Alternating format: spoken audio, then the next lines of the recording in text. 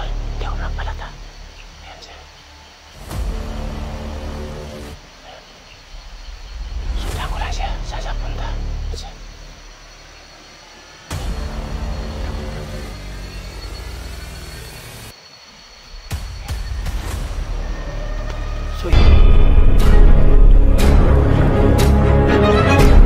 Sa gitna ng labanan, magkakasama pa rin natin ang ating tunay na kaibigan, Kuya Sando Adventure.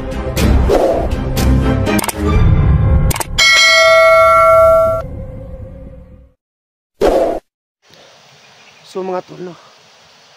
Bababa muna ako, no? Diyan ako umalis sa baba. Diyan mga tol, no? Diyan ako sa baba magmasid. So kailangan kong umalis dito, no? So mga tol, yung plano ko sana, diyan ako sa baba. Pagkatapos, magmasid muna ako saglit dito sa bahay, no? Baka dumating yung mga bandido. Baka ito yung kampo nila. Ito. Baka dito sila matutulog. So pagkakataon ko na to. So ngayon po, sa baba muna ako, no? Hindi muna ako dito matutulog. Baka dumating sila, no? Na hindi ito alam. So gagamitin ko muna ang utak ko, mga tol, no? So baba muna ako.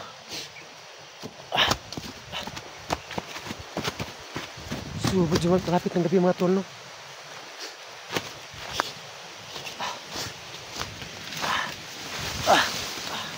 So dito muna ako, mga tol, no? Mag-abang-abang muna ako. Baka napakasakaling ako, no? Man na may dumating dyan sa bahay. Baka dyan sila matutulog. Kasi gabi na po. So kailangan ko na mag-ingat. So antayin muna ako ng mga ilang minuto.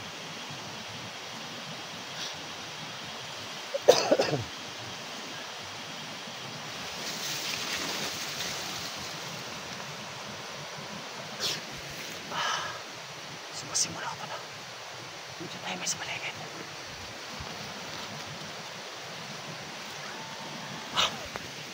May boses yata. Para sa bahay. Ayan. Ayan siya. Ayan, may bata. So buti mga tol, no? Buti nakakalis ako dyan sa bahay. Dumating pala yung bata. Ayan siya. Ayan yung bata. Ayan siya. Hindi ko sa medyo maklaro kasi po dilim sa bahay. Ayan siya. Ayan siya. Ayan, dalawa lang. Ayan. Ayan. Parang may boses yata ang bahay. Ayan. Sumasip muna ako, no?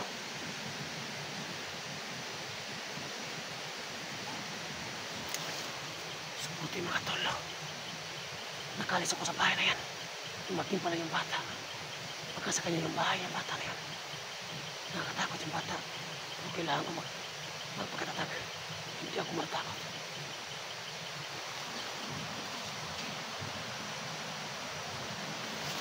Dito ako sa sakit nila. Sa dito na ako mata.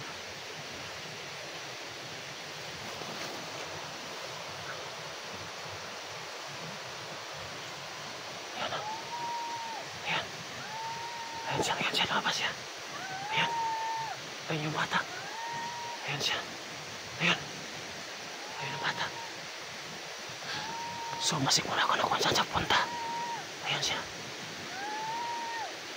Ayan siya. So, ayan mga tol. Ayan siya. Ayan.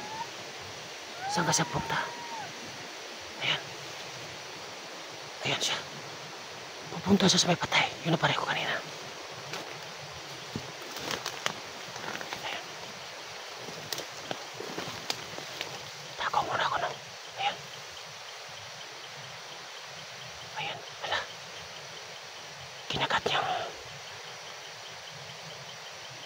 Kinagat niya yung patay.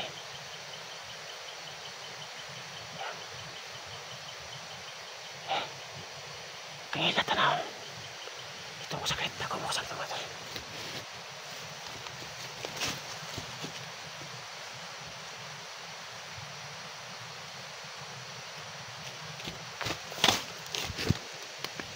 Ayan.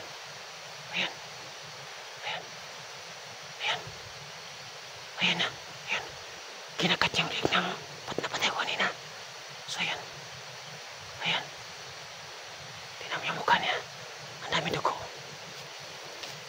So kailangan ko makuha sa picture, no? Sa kaliwa ko dadaan.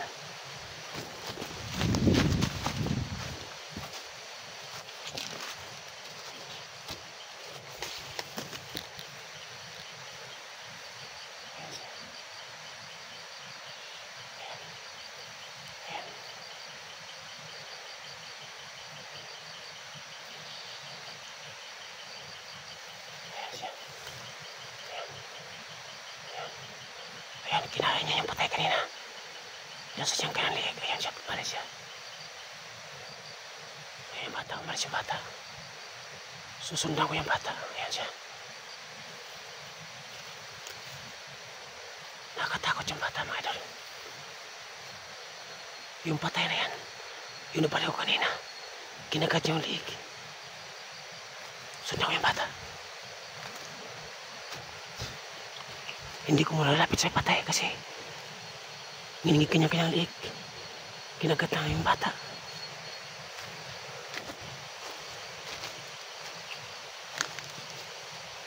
Ayan siya. Ayan yung bata. Ayan siya. Ayan siya. Tago muna ako, mga tol. Hindi ako napalata. Ayan siya. Ayan. Sundan ko lang siya. Saan siya punta? Ayan. Nakatakot yung bata.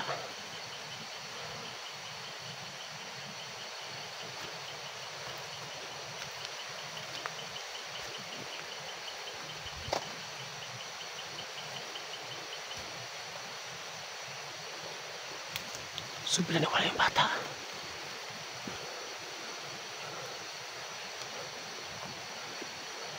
Ayan. Ayan bata.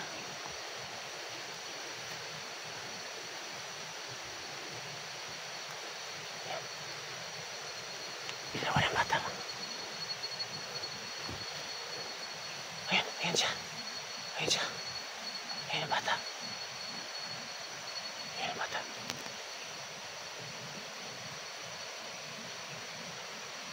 Ayan siya. Ayan siya. Ayan. Tapos na ako. Ayan. So yun, nawala naman siya.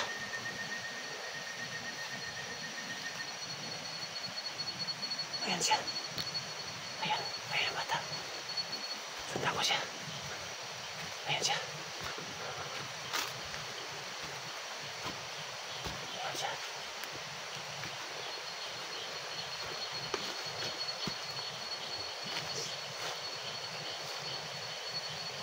Ayan, wala bata. Ayan.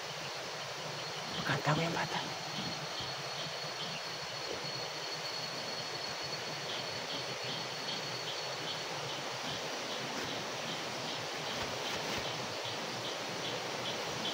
Wala yung bata. So ayan siya. Dumaan siya sa tulay. Ayan o. Ang bilis niya. Ayan ang bata. Ayan siya. So ayan. Ayan ang bata. Ayan. Bigla siya nawala. Saan siya punta?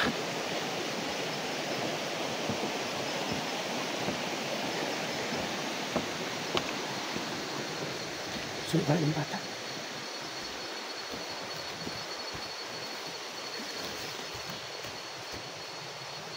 Nawala yung bata.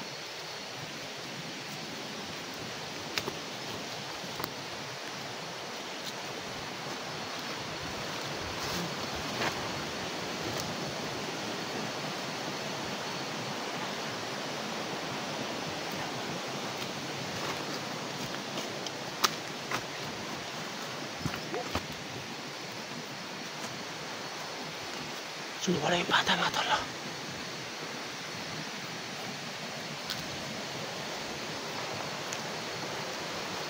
Ayan, wala yung bata.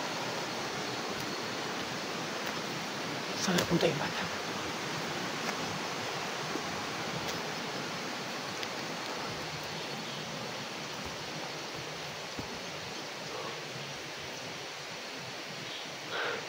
Nawala yung bata.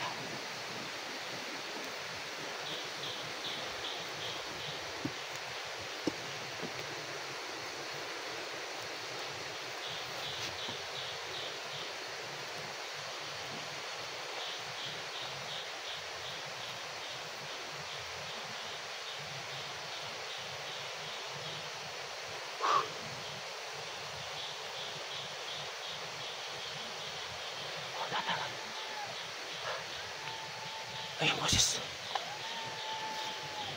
Si bata. Ayun yung bata.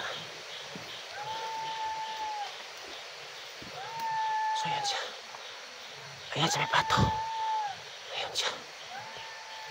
Ayan, bata, mga idol. Ayan siya. Ayan siya. Baka dyan sa paso may pato. Ano kang pala ng bata yan? Ayan siya. Ayan.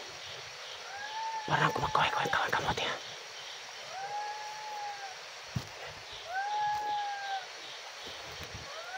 Ayan siya. Ayan bata.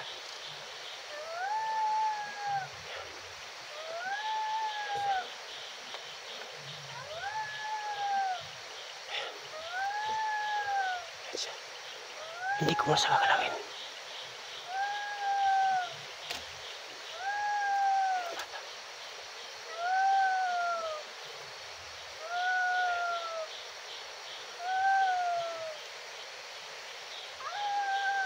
Ayan siya.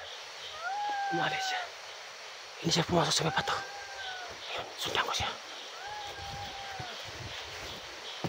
So, hindi siya pumasok dito sa may pato. Ayan. Ayan. Ayan siya. So, ayan. Bigyan nawala yung bata. Sa kabanda yung boses. Ayan. Ayan. Nawala yung bata. So, pandilim. Bigla siya nawala. Saan siya nagpunta? Ayan.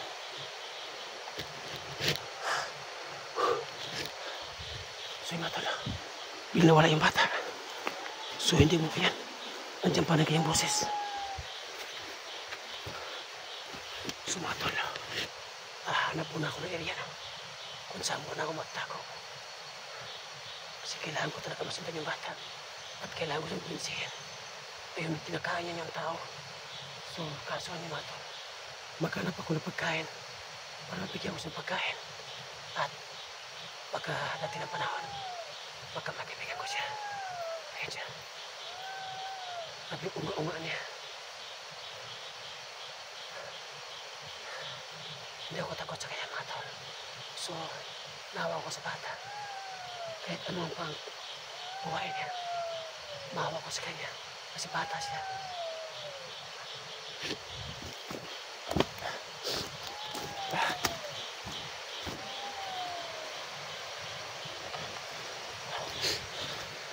So, yung mga tol, nabalik-balik ko sa area. So, ang dapat ko sanang plano ngayon, kumbinsihin ko yung bata. Para hindi pa ako dito lagi maligaw-ligaw sa lokasyon na to. All hunters, tulungan niyo ko dito. Kung hindi po ako tulungan sa mga all hunters, ako na lang po, kakayanin ko na to. So mga tol, ipanalangin ko na lang na makumbinsi ko yung bata para matulungan niya ako na makalabas dito. So plano ko talaga kung umatim mo yung panahon na makausap ko na saglit lang. At gusto mga ito masakit talaga sa akin. Masakit. Kakayanin ko to. Gusto ko talaga yung bata kumbinsihin na maging kaibigan ko siya. Siya lang po ang pag-asa ko na hindi ko ito pabalik-balik sa lokasyon na to. So maghanap muna akong pagkain. No? Magnakaw naman akong pagkain dito kahit saan. Para mabigyan ko yung bata ng pagkain. Kasi po nakita ko kanina na kinakain niya yung tao yung napatay ko kanina. Masakit sa akin. Nagutom siya. Kasi wala nagbibigay sa kanya ng pagkain. So ako muna ang hanap ng pagkain para mabigay ko sa bata. Hindi siya gagawa ng masama kapag may kinakain yung bata na pagkain ng tao. Diba mga tol? Kasi naramdaman ko sa kabata na yun, para hindi siya maligno. Oo, may kapangyarihan siya, pero tao din siya, katulad sa akin. Kailangan kong kumbinsihin siya. Kahit anong mangyari, isusuga ko yung buhay ko. Kailangan kong makumbinsi yung bata at kailangan ko sumadala sa aming lugar. Tutulungan ko siya at kumbinsihin ko siya, mga idol. Kahit anong mangyari, kahit ilang buwan ba ko hindi dito makalabas, ang sa akin lang makumbinsi ko yung bata. Dahil siya po ang makakatulong sa akin na makalabas ako dito. Kung papayag yung bata na makumbinsi ko siya, na isama ko sa aming lugar. Kung hindi siya papayag, hindi ko siya pipigilan. Pero masakit sa akin kapag hindi ko siya maidala sa aming lugar. Pero babalik ako dito para bibigyan ko siya ng pagkain dito sa lugar na to. So yun lang po mga tol, medyo gabi na. So kailangan muna maghanap ako ng area na matulugan ko. So hindi muna ako may video ngayon. Masakit po. Hindi ako titigil, hindi ko makumbinsi yung bata. So mga tol, abangan niyo po ang next video ko. So sana po no, na hindi po ko babayaan ni Lord. So hanggang dito po, God bless po sa inyong lahat. Pagdasal niyo po ako na wala po sana mangyayari sa akin. Kasi po pakay ko talaga. Bata ang gusto ko. Gusto ko sa maging buhay. Matahimik yung bata. Kasi hindi ko alam kung bakit sa kinakain ng tao. Kung saan po yung mga pinanggalingan niya. Kung saan po yung mga magulang niya. Bakit sa pinabayaan. At tulad sa atin, magulang din tayo, di ba mga idol? So kailangan ko siyang kuminsihin kung bakit sa kumakain ng tao. Kasi nakita ko, wala siyang nakain na kahit bigas. So plano ko ngayon, maghanap ako ng pagkain. Ialay ko sa kanya. Maglagay ako dyan sa paligid ng pagkain. At magbasin muna ako sa kanya kung kakain ba siya ng pagkain na bigas. Kapag kumakain siya ng bigas, yun, diyan ko sa kakusapin na mahimbing at hindi ko sa babarilin kasi naawa ko sa bata, mga idol. Hindi sa maligno. Naramdaman ko sa isip, sa utak ko at sa kasing-kasing ko. Mabait siya. So mga tol, abangan niyo po ang next video, no? So, naganito po kasi gabi na. God bless po sa inyong lahat.